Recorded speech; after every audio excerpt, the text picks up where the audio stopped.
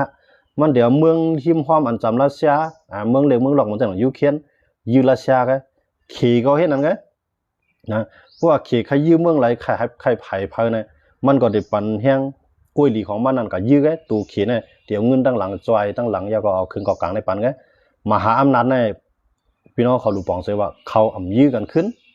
นะเพราะเขายื้อกันเพราะไหนจึงมันเปลี่ยนปังตึกลุมผ้าปอกกำสามเพราะว่าเปลี่ยนปังตึกลุมผ้าปอกกำสามเนี่ยบอกว่าโอ้ยหลีของเขมีหลายก็หลายเมืองโอ้ยหลีของอเมริกันมีหลายเมืองตีมีโอ้ยหลีไผ่โอ้ยหลีมาในมามังกันเมื่อนั้นนะเมื่อนั้นในมันเป็นปังตึกลุมผ้าปอกกำสามเพราะมือเหลียวเนี่ยมึงเมืองเขาจะเนี่ยมันจังหรือจันกับเป็นปังตึกลุมผ้าเขาแล้วไผ่มัดตึกกันขนาดเมืองใหญ่เมืองลงขำตึกกันขึ้นเขาแล้วก็กับคอเขาเนี่ยเป็นยืนนะเอาก้นเมืองเขาเนี่ยเป็นยืนพี่น้องเขาว่ามันเก็บซึกรู้ใต้ที่ถือเนี่ยฮะเนาะ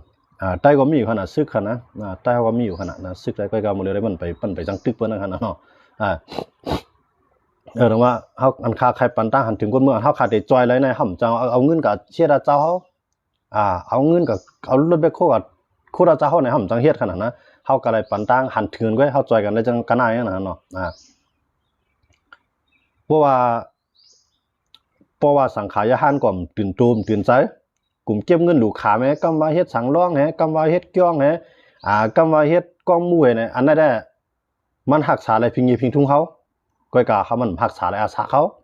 นะพิงยีพิงทุ่งได้หักษาอะไรก้อยกาหักษาอะไรอาสาเขาหักษาอะไรก้องเขาหักษาอะไรเคลื่อนเขาหักษาอะไรจื้อคือเขาหักษาอะไรเมืองเขาเนี่ยอันนั้นให้อันออกออลีในใต้ก็มีสังขารเจ้าเขาก็ว่าสังขารเจ้าเขาลูกขึ้นออนเฮ็ดก็มีไผเฮ็ดเช่นนั้นนะความจริงว่าพวกมันมามังก็กำก็สิลายนะอยู่ตั้งนอกในสิลายนะนี่ก็มันยกย่อยหมดว่ามามังก็นะด้วยเขาเลยจ้องเหมือนจังนั้นตั้งลาเซียวเขามามังก็ยกย่อยกวยนำผู้หลายจ้องเขานะสีปอก็ย่ามในคั่นน่ะน้ำสันก็ย่ามในคั่นน่ะเมื่อเขามาตึกกันตั้งปอดน้ำค้ำเนาะปอดน้ำค้ำก็ย่าเนาะจังว่าเข้าคาคายก้นเมืองไอ้สังขารยาหันในคอนแห้งออกกันที่ไหนนะเอาเงินตีเตกลุ่มกาเฮ็ดก้องม่วนท่วนแก้วได้ดิ้งได้เอามาเฮ็ดลูกเปียบปันตั้งก่อนเพราะลูกเปียบเพราะนั้นมีกูเกี่ยวเอาให้นะลูกเปียบเพราะนั้นจะว่ามันเฮ็ดให้เด็กๆกำใจนะเฮ็ดให้ใหญ่ๆเฮ็ดให้เข้าไรก้นในหน้าโผสิโผชาโผปากมันกะนะเพราะเฮ็ดจังนั้นเนี่ยเฮ็ดบันคันมันเข้มๆนะจังนั้นมันจะว่าใจปอกเลียวแกเพราะบางตึกมามื้อไหร่เฮาเรียนลงมื้อนั้นก็ได้นะเฮาอ่อนกันเฮ็ดจังนั้นตั้งก่อนพอเฮ็ดจังนั้นแล้วนะได้เขาน้ำหน้ากินก็โหลว่าเขาน้ำหน้ากินก็เขาโหลล่วงไว้นะว่าผู้เขียนมามันจะว่าเครื่องบินมานึงๆนาๆก็โหลซิมานะเพราะว่าปืนตีนในบางตึกนั้นก็มีข่าวอะไรมันจะมีข่าวแล้วมันจะว่าลอกๆให้มาเอามาเครื่องบินมาปล่อยกำใจนะมันก็ตึมีบางตึกกันท้องแท่งนะก่อนเดียวมาเอาเครื่องบินมาปล่อยนั่นเพราะว่าเขามีพอมันหัวมันมีบางตึกก่อนเนี่ยยินเสียงเครื่องบินมาคือทางเสียงเนี่ยไฮโก้เท่านั้นมีติเปียจะว่าเครื่องบินมาให้บางตึกมาให้เนี่ยเขานอนถ่อมเสียงมันหรือจ้องอะไรมันรอดนั่นขนาดเนาะมันจะเห็นว่ามื้อนี้เฮายืมยำว่าพระเป็นเจ้าเฮาในเมียดน่ะเมียดตั้งมันเป็นตั้งยืมยำเจ้าปู่แล้วเขาเฮายืมยำมันในหัวใจเฮานะกำในความสั่งสอนพระเป็นเจ้าเฮาไหนก็มันเมียดน่ะกฐานในก็มันแคบน่ะในก็กะว่าหมักกองในมันเลยวนจังนั้นเขาดูนะก้นยืมมานั้นมันเลยมีเหมือนจังเฮานะสังว่าก้นยืมมานั้นวนมีธรรมะตะลาเหมือนจังเฮาได้มันก็ยืมมาเจ้าเนาะยามมื้อมันมีขนาดมันจ่องกันเรื่องๆบางใส่กำในก้นจวนมาจวนเฮาในเฮาเดียวสั่งเฮ็ดให้มันอย่าไปจวนเท่าไหร่มันมีกองมาเฮาหรือมีกองตอบนะเพราะว่ามันมีกองเขาเฮือนมาเฮามีสั่งเฮาก็อะไรมีสั่งเฮาอะไรปันมันนะจนว่าซะเฮามีธรรมะตะลาสั่งว่าเฮาธรรมะตะลาลัดต่อมันน่ะสั่งมันถ่อมได้เลียก็กับมันถ่อมน่ะมื้อนั้นมีหนองแหลงน่ะมันเป็นจึงหลาน่ะมันเป็นคุณทรงมานาดนะต่อให้ญาเจ้าพระก็มันเยือนะมีหนองแหลงน่ะย่อมบ่จังอะไรหรอกว่าให้ก้นเมืองเฮาในให้ก้นเมืองเฮาเนาะสังขายาหารเจ้าเขาเนี่ยตั้งสติอีกวันนะตั้งสติใจเงียนให้อินให้เข้ายามันปังตึกนาสิวนาครเมืองเฮาเนี่ยนะใจเงียนใจปิงหยานะเหตุการณ์ก่อนนะอย่าไปว่าตั้งวนไม่บ่นถึงเฮาลงไม้ถึงเปิ้นน้องวันกันคัดใจเฮ็ดก้องกำกับต่างข้องหมู่ติ้งกับต่างที่ติ้งเอาเงินเฮาในก็พังลิ้นไว้ที่เฮาสำเอาเงินเฮาในมาเก็บขี่ปันอาสาเฮาได้กำลืนมาเฮาซูมบ่ตายก็จ่องให้ขึ้นอีกปานเนี่ยซ้ำจังป่องสังเฮาขละนะมันป่องสังเฮาครับลูกจังว่ามือเฮาไปตายมือเฮาถึงมีชายใจอาสากได้เนี่ยใจหยานเฮาก่อนใจตั้งวนเฮาก่อนใจตั้งหูเฮาก่อนลายเฮ็ดสร้างเฮานั้นให้มันห่มรวมในตัวเฮาเลยก้นตั้งนำก่อนนะอันในเขาใครฝากถึงคนเมืองใต้เขาจังได๋ เฮาด้วยเขาแหละมันจะนั่ง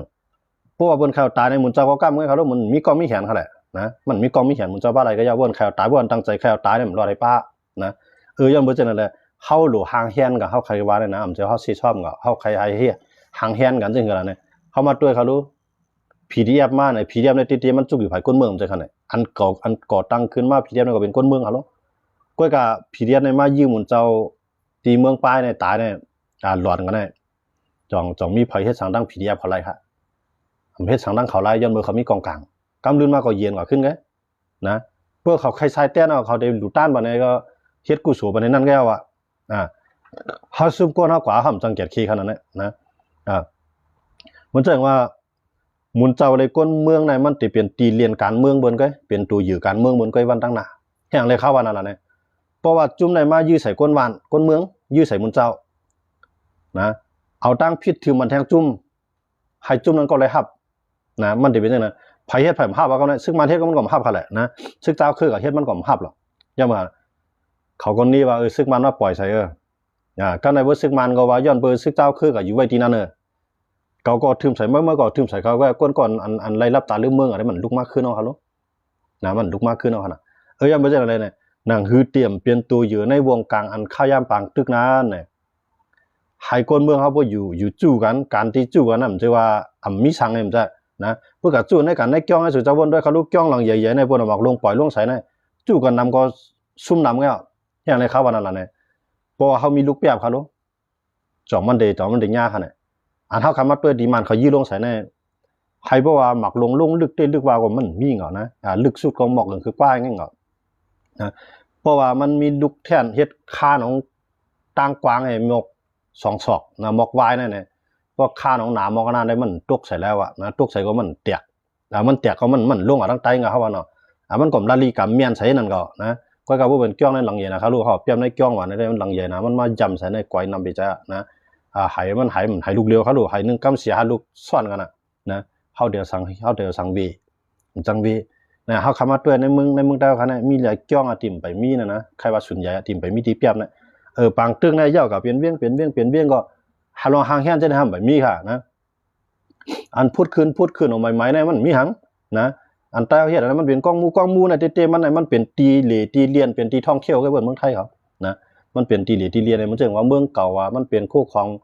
เก่าคู่ของเก๋ให้เป็นตีนับยามตีหลูตีไว้เป็นตีไถแค่พางมันเป็นตีเหลกนะมันเป็นตีเหลตีเปิ้นเอามาเป็นตีไม้ที่ต้องมันจะเฮาคากันเหลเข้าอยู่เมืองไทยเปิ้นว่าเหลเมืองไทยพลังเขาว่าขี้เขาว่าใต้เขาว่าในกันเหลอยุธยาเขาว่าเหลสังฆะเฮากันเหลเมืองเก่าเขาเหลเมืองเก่าเขานั้นเขายามเม็ดไว้กองม่วนแค่มันหังเลี้ยงเรามันเขามายามาเก่าจังนั้นเอานี่ก้นเขาให้ก้นเขาในหมอเจ็บใจก็คำยานะก็เขาก็มีเขาลุ่มลาไว้จังนั้นไงคำเฮ็ดให้มันเหลียว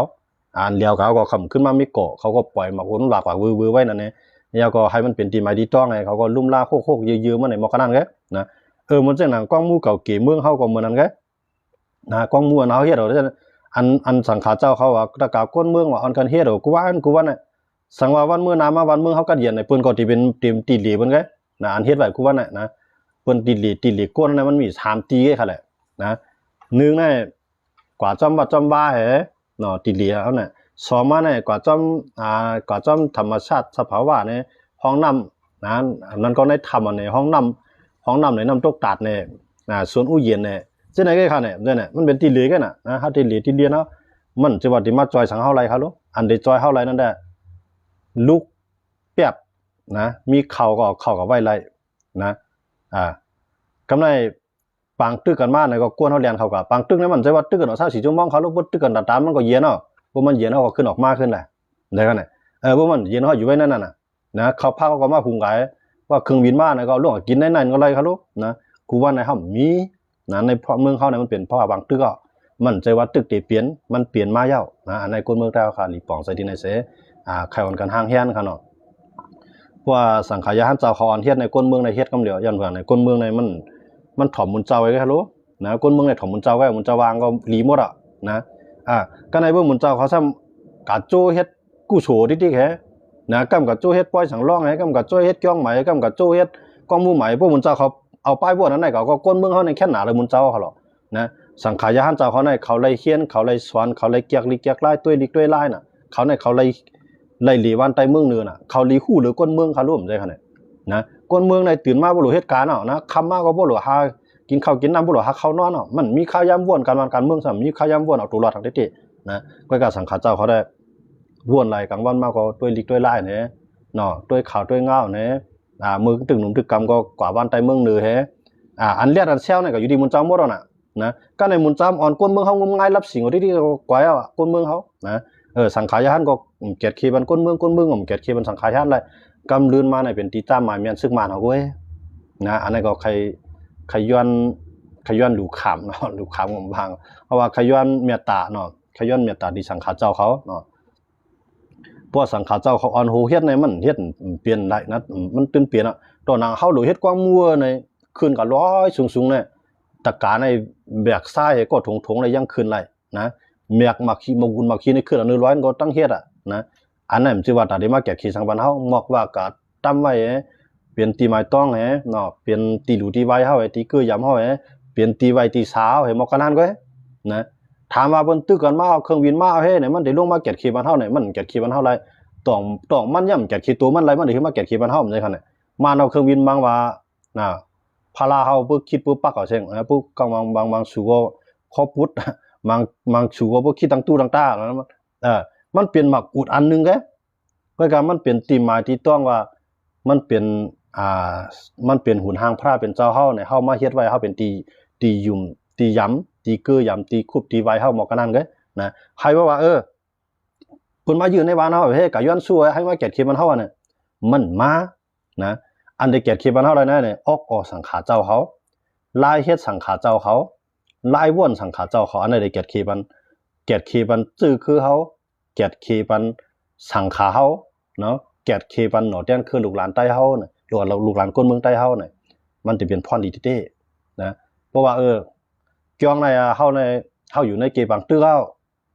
ตะกาเฮาลูกขามเงินสูก็กันนั่นก็ได้นะวักค่าเนาะก็แล้วลูกขามก็แล้วนะเฮือนก็ได้เฮามาเรียกเปลี่ยนรายนึงเฮือนในหลายเหลี่ยมนะมีเพลาดในเปลี่ยนรายนึงเฮือนในหลายถุงนะกาจ้างลูกเป็ดโครถแบบโคมาโคดในเฮาได้จ้างหลายวันนะ1วันในตกหลายแสนนับวันไหนเฮ็ดพวกเขาไหลในมาเนี่ยเขาเฮ็ดพวกเฮ็ดยาวอ่านเอาเนี่ยเหมือนเจังว่าเปิ้นตึกกันเอาเนี่ยห้ามไม่ใจอ่ะมันจะว่าตึกกันกูขึ้นกูวันเขาแหละมันจะตึกกัน24ชั่วโมงเขาแหละมันตึกกันกำก็บ่เย็นขึ้นเอาเขารู้นะพวกเขาสำเฮ็ดสังไว้ในเปิ้นตึกกันมาก็ไปไม่ก็ไปเพื่อมาด้วยในการในเกี่ยวบ่ยกย่อยหมดอ่ะกวนเขาก็จังอยู่จังเปียกนะเปียกดีเลยครับดีรอดเขาเนี่ยนะกำลังได้เบิ่นตั้งปอดวันนอกได้ก็เขาทำเขาเถื่อนไงก็ไล่นะมันจังในเวียงเนี่ยมันจังกว่าเขารู้มันมีทำเขาแหละนะจังกับเปียบดีแล้วก็ไม่ลุกเปียบในมันเฮ็ดในคาถาในมันเสียงลำดันก้องมู่นะทีงอมลูกก็ซื้อมาต่างสีงอมลูกก็ซื้อมาตานะพาราเก่ากี่เฮาก็ลูกซื้อมาบ่เฮ็ดทีงเฮาลูกก็ซื้อนี่ปีโตยันกรุงเวียงหรือว่นนั่นก็เสียงหลาย10แสนเนาะสีคำมันเฮาได้แล้วซื้อแทงหมักหินหมักทรายมันได้แล้วซื้อแทงหมักอุดมันได้แล้วซื้อแทงกวนเฮ็ดมันได้แล้วจ้างแทงนะมีแต่เงินกับเงินเนี่ยเอากับกองไว้ตั้งตุกซุกนะทำไรช่างมาล่ะเนี่ยมันเป็นตั้งหางลีแกนะมันเจิงเปิ้นมือลายคาเนี่ยเปิ้นหันดีแลนหางลีมันหันกองมูเซียมเฮาเนาะหันกองมีปอลหน้าพวกมูเซียมตั้งออกน้องน่ะนะเพิ่นมาตั้งตัวก็หันกองมูจ้องเต่าหูเวียงเฮาเนี่ยมันเป็นตั้งหางลีเวียงลายคาเฮานะอันนั้นน่ะเป็นตั้งหางลีนะก้อยก็ว่าสังว่าเปิ้นเอาหมักลงมาไขว่าเอาเครื่องบินมาบางว่าเนี่ยมันแก่เคสังบันเท่าไรนะกำลืนมาก็มันก็ได้กวายป้ากายเฮาก็ได้เลยขึ้นมามีขึ้นแกนะย้อนบ่จังนั้นในข้าวยามนาเพิ่นเฮาว่านาสิอยู่นาควานว่าไทยเนาะมันเป็นข้าวยามมันคิบเนียดข้าวยามมันคึกคักข้าวยามมันลำลองนั่นน่ะใครให้สังขายะหันเจ้าเขาเนี่ยอ่อนเอาก้นเมืองเขาในว่วนอ่อนเอาก้นเมืองเขาในเฮ็ดติไปก้นเมืองเฮ็ดในก้นเมืองนั้นมันตันมาเฮ็ดเขาหรอกกำว่าลูกาเฮ็ดอันนั้นว่าลูกาเฮ็ดอันนั้นลูกการบรรณาการเฮาก็เฮ็ดร่วมเจ้านะเมืองเฮาเนี่ยมันการมันนำว่าสังขารเจ้าเขาเฮ็ดน่ะได้มาหลายวันก็มานะเฮาได้เฮ็ดก่อนได้เอารถไปโค่นตั้งสุดได้เขามีการจ้างรถไปโค่นขุดก่อนนะพวกขุดเอาไหนเขามีเรียกเอาให้โครงสร้างมันก็นะใส่ปูนหล่อหินหล่อทรายมันใส่มื้อนั้นได้อยู่หลายๆ10ก้ออยู่หลายๆปากก้อมันเป็นตั้งรอเท่านะ ตีสุดมันก็สังขารในเกี้ยงเขานะมันไล่หลอนไปละลายกันเขาว่าเนาะมาด้วยเขารู้เนี่ยหลอนในเจ้าสังอ่อนเขาเจ้าจ้างเขาหลอนในที่น้องเขียวเนี่ยคนด้วยเขารู้สังว่าเขามีลูกเปียบในจังเขาได้หลอนขนาดนั้นตั้งเป็นก็เป็นสังอาซาเขาก็ไปใหญ่อะนะหลอนก็เป็นละลายย้อนเบอร์หมักกล้องซึ่งมาอันห้าลีสิลายก็คือขนาดนะเป็นโนเดนคือเขาน่ะเป็นก้นหักศาสนาเขาเป็นก้นหักศาสนาคือวันเมืองเขาขนาดนั้นนะน้องว่าใต้เฮาซ้ำวนไดตินายเนี่ยกำว่าเลือนข้าวไม้มาหรือเฮ็ดป้อยสังร่องข้าวในมาหรือต่างที่นะกว่าวันไรก็จู้กันต่างที่กว่าวันไรก็จู้กันก้องใหม่กว่าวันไรก็จู้กันเฮ็ดกองมูใหญ่เฮ็ดให้นั้นเดียวนะเฮาคำว่าด้วยน่ะสังว่าวันเมืองเฮาเนี่ยมันกัดเย็นเอาให้ลูกแขนเฮาลูกเปียกเขาก็มีไว้หมดแล้วไม่ใจได้แล้วตังละใครตังก็กองมูในแช่มแฉะเสียงก็ไม่ไผว่าสังอ่ะนะเฮาคาได้ก็มาลาจ้อมอ่ะนะก็กำมือเลี้ยวเนี่ยเขาเข้าอีหลูก้นเมืองเขาอีหลูสังขายานเจ้าเขาเนาะเพราะว่าเปิ้นเปลี่ยนมาเนี่ยไผ่จอยเขาไรรู้นะทุบหญ้าไผ่ก็ปมมีมันไม่ใจกันแหละนะหญ้าลูกล่างไผ่ก็ปมมีมันไม่ใจเนาะพี่น้องมันไม่ใจนั่นไงกันแหละเหมือนเจ้าน่ะอันก้นเฮาก้นใต้กันในเสตาก็ไม่ใจกันเสตาก็มันเหมือนหนังก้นในเคลื่อนเลี้ยวเขารู้เนาะไม่เปิ้นก็ถึงเอาไม้เฮาผมถึงเปิ้นเนี่ยยันบ่เจ้านั่นแหละเนี่ยใครก้นเมืองเฮาคันนั้นเนี่ยเฮาอยู่ในเพราะว่าปังตึกเฮานะก้นเมืองเฮาก็เฮาเนาะอันอยู่ในเมืองใต้เฮานะในปืนตีอันปอดจานเนี่ยก็เหมือนกันนะปอดจานในมือเรือเนี่ยไม่ย่าปังตึกเนี่ยเลยหมายถึงว่ามันเต็มได้ย่าปังตึกมันหลูเฮ็ดป้ายเอามือเรือเนี่ยนะมันบ่หลูเฮ็ดป้ายเอานะกองมูนั่นได้กึดหรือไว้ก่อนในข้าวดัง 4-5 ปีเฮาเฮ็ดก็มันเป็นสังกองมูเนี่ยเอาข้าวดัง 4-5 ปีเฮามีไว้นั่นเฮ็ดเป็นลูกแท่นเฮาเฮ็ดเป็นลูกเปียกเฮากุฏิผิดปักเปลืองว่าผิดปักเปลืองเขารู้มานที่มาว่าก็บ่อะไรเขารู้นะตาเกี้ยงเฮาห่มลมตาห่มลมเกี้ยงเฮานั่นได้เปิ้นเอามาลงมาขายใส่เนี่ยมันขึ้นเฮ็ดใหม่มาอะไรขึ้นเนาะก้อยก็กวนเฮานั้นได้บ่น่ะมักลงว่าปล่อยหญ้าบ่มันหลอนก็ตายก็ซุ่มก็บ่น่ะจึงไปจัดนาบ่เนาะจัดนาว่ามึงบ่ฮู้ได้เป็นสังนะจัดนานะผมฮู้ว่ามันได้เป็นสังสังว่าเป็นกวนก็มันได้ก็เที่ยงมันได้ใจขยันแทงก็หือนะเฮาเอาจัดในไว้ก่อนนะจัดนานั้นไว้เสียก่อนเอาจัดนาในไฮไลท์นะจัดในพอเฮาเฮ็ดไปเฮ็ดทางเฮียนไว้เนี่ยจัดนามาเฮาขึ้นมาเกิดเป็นกวนก็เฮาถึงมีดีห่มลมมีดีรถเพนะอันในข้าวใครก็มันมีไผลาดเนาะที่เตเฮาลาในเสียงห่ำลังน่ะนะเหมือนจังเจ้าเสียโตเขาอันเปิ้นมีปิ่งใหญ่ๆเฮอันเป็นตอกตาจังได๋เขาจำยอมออกมาลาดลองนั่นนะพวกเขาลาดได้คนเมืองในเฮ็ดจอมเขาในลาด5ปีเนี่ยตานเขาลาดจูมองเดียวเขารู้ก้อยก็มันเจ้าเขาจะได้ทำซ้ํอ่อนกันลาดนะซ้ํอ่อนกันว่วนนะอันมีปิ่งใหญ่อันใหญ่จังได๋ครับโจ้ก็เฮ็ดกำว่าก็เฮ็ดป้อยมังกะปาว่ากำก็เฮ็ดป้อยหยาดน้ำจ้องว่ากำก็เฮ็ดป้อยอันนั้นไหนว่าในอันเจ้าเสียโตใหญ่ๆเขาก็อันกันกับโวเนาะตั้งที่อันมุนเจ้าเต็มดีลาดว่าเขาพี่น้องเขาว่าพวกมุนเจ้าลาดทำพันไปลาดเขาล่ะอันใต้เฮายุ่มยำที่สุดในยุ่มยำซึกเขาก่อมใจเขารู้ยุ่มยำก้นเมืองเขาหนังกันก่อมใจเฮายุ่มยำในยุ่มยำมุนเจ้านำเรือเปิ้นเพราะว่าสังขารเจ้าป้าในจื่อเสียงใหญ่หรือหลังในเฮาโหลเฮ็ดไว้ลูกเปียบตีไว้โคขวางเฮาตีปลายเพเฮาเพราะว่าในมันผิดกับคันในปักเบิงมานก็บ่าสังค่ะนะเฮาเฮ็ดไว้น่ะมันจะว่าเฮ็ดไว้ตาตึกเขารู้เฮาเฮ็ดไว้ตากวนเฮาเปียบไว้น่ะห่ำการลุลาดมานก็แล้วนะพวกกวนปลายเพมาห่ำจังไว้เลยเขารู้เนี่ยพวกมานเขามาของก็ลาดไรน่ะที่ว่าบ่กว่ามาเนาะใครกินมันบ่ไรนะสังขารเจ้าเขาปิญญาเขาก็แคบนะเขารู้ปิญญาเขากัดนะขนาดนะพี่น้องเขาว่าลาดกลางวันเนี่ยตันถ่อมหรือลาดกลางค่ำเนี่ยขาวตันข้าวไหลก็ข้าวมาขนาดนั้นกันเนาะตันข้าวไหลก็มาปั่นแห้งข้าวนั่นก็งิ้นจ้วมกันนะ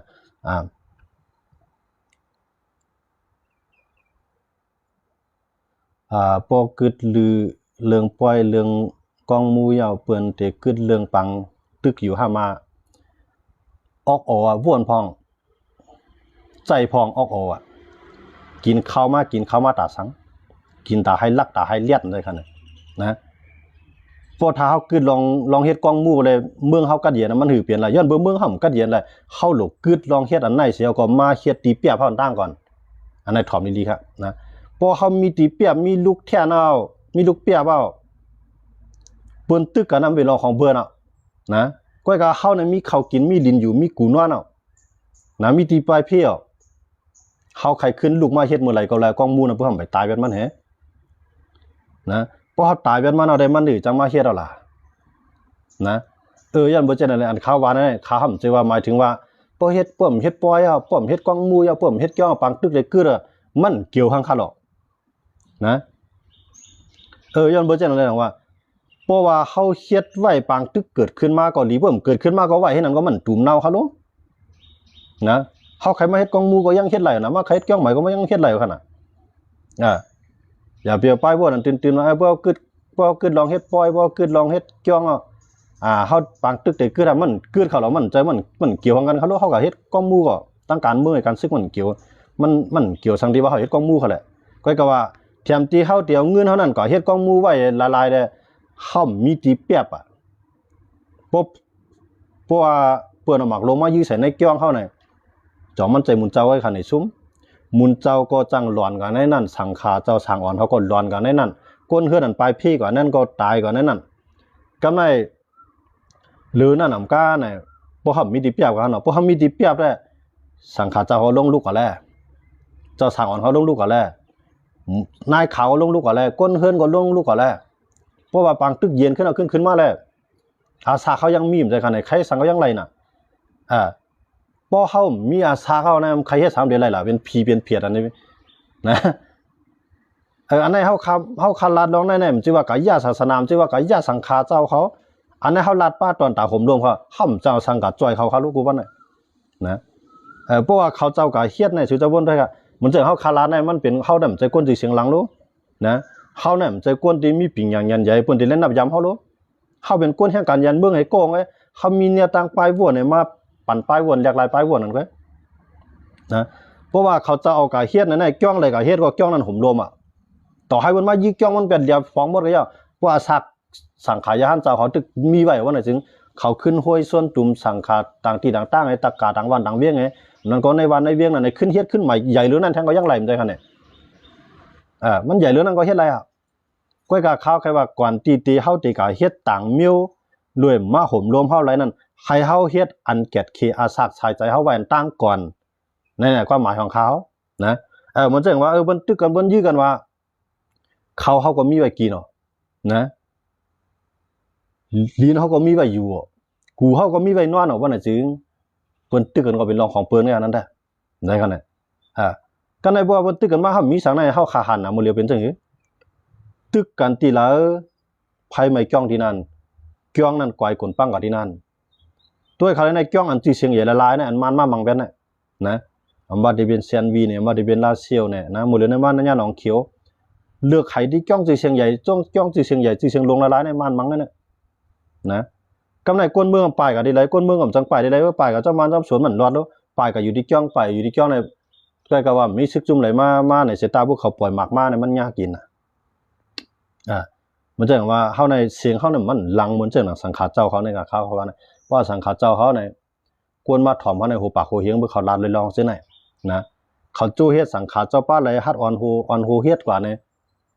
ปีในห่ำเฮ็ดไรนำก็เฮาว่าไล่2-3ลูกในยังดีมใจคั่นน่ะลูกเปียบเฮาว่าถ้าสำไรใส่ปีเขาแล้วน่ะปังตึ้งมาฮู้หลายปีเขาแล้วน่ะ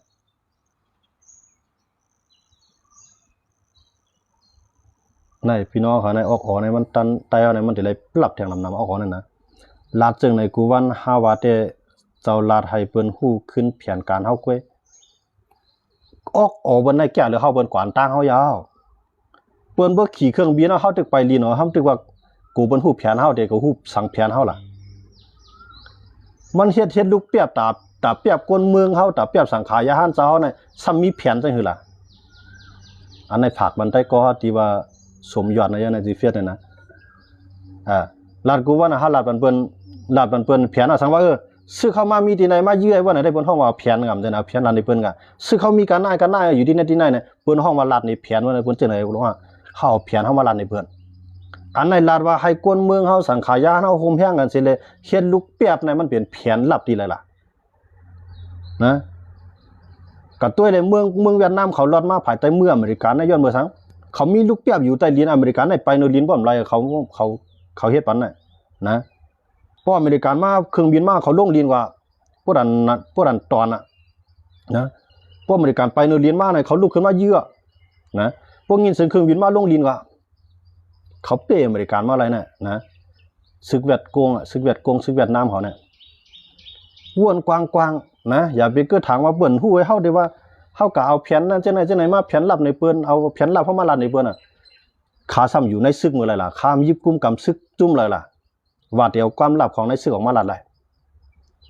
มันลาดห่ำออกมาลาดสาวผู้ก็ห่ำออกมาลาดนะเย้าก็ห่ำไรกุ้มกำแผนการลาบังซึกจุ่มเลยสิจุ่มนะ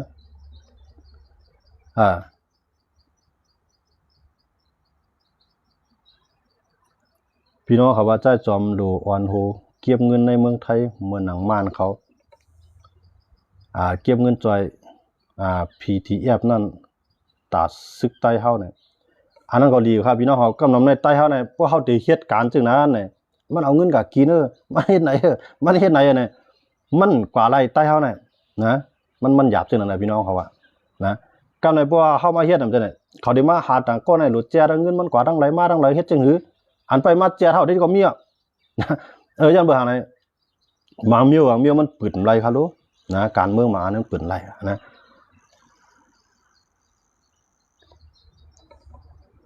พอเฮ็ดนั้นเปิ้นซ้ำเต็นนี่ว่าเรียนกินเงินเปิ้นเที่ยงนี่นั่นเขาอย่าพี่น้องเขากูว่าในรายครับผมลาได้ปอกลงว่าเก็บเงินของต้องนะครับผมลาเนาะเบิ่สังขายานเขาเฮ็ดได้ไรเปิ้นก็บ่รู้เขาเรียนกินเนาะเฮาหลุดจู่ตะกะวานเฮาเมืองเฮาในในพี่น้องเขาแถวร่วมรวมสังร่วมกันในสังเป่ากับเป่าเมื่อไรในเขาเคยเป่าเมื่อปิวกับเที่ยงนั้นนะพวกออกมันมีก่อนอันนั้นก็ฝากวันนี้หนึ่งนะทั้งว่าอันเข้าวัดนั่นเนี่ยสังขาเจ้าเขาได้เนี่ยพวกเขาลัดเขาส่วนตุ้มเขาลูกเฮียดในมันง่ายหรือเข้าในนะเข้าในหน้าเข้าเป็นแห่งการยันเมืองกองไงนะตั้งหยุ่มย้ำมันก็เตรียมป้อสูงดันเขาเจ้าเพราะว่าเขาเจ้าจู่กันเฮียดนะปีในเฮาไรจ้องห้าในปีหน้าจ้องเจ้าเฮาจู่กันเฮ็ดได้ปีในเฮาเฮ็ดที่จ้องเฮาในก่อนมันจำปื้นตีบางตื้อนั่นว่าปีหน้ามาเฮาเฮ็ดที่จ้องเจ้าเขา1ปีในเฮาไร3 4 ตี4 5ตีก็แคบหน่อยย่าว่านะ